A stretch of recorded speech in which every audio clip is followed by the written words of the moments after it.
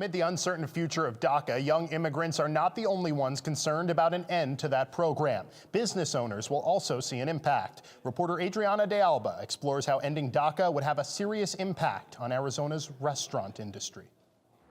At the Wildflower Bread Company, preparing baked goods may be a never-ending cycle, but it's also a blessing for Claudia Gutierrez, who works as the company's head pastry chef. I love what I do. I love pastry, but the main thing is because we are like a family, that they care for each other.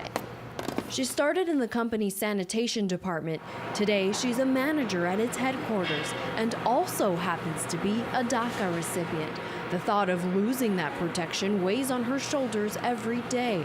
But it's here where she has found someone to lean on, the company's founder, Louis Basil. As soon as, we start about here in DACA, he helped me a lot. Over the course of 22 years, Basil has expanded Wildflower to 14 locations around Arizona. For him, the so-called dreamers have been an integral part of his company, and he wants his voice as a restaurant owner to be heard. They are a part of this country, and we need to remove the uncertainty that somehow suggests that they're not an integral part of what makes America great. In a letter written to Arizona Senator John McCain, Basil urges him to find a long-term solution for DACA recipients in limbo, stressing that dreamers make up more than 5% of his employees.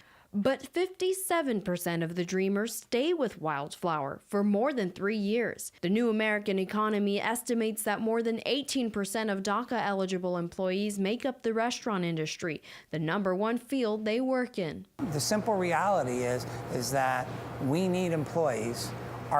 Some of our best employees are our dreamers and our DACA employees. There is an argument, of course, that these are folks who are coming here and taking jobs from Americans.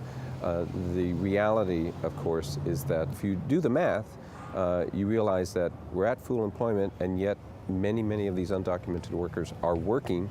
And so they're not taking jobs, they're filling jobs that would not be filled otherwise. While ending DACA would have an economic impact for Basil and his business, he says it really boils down to a humanitarian issue.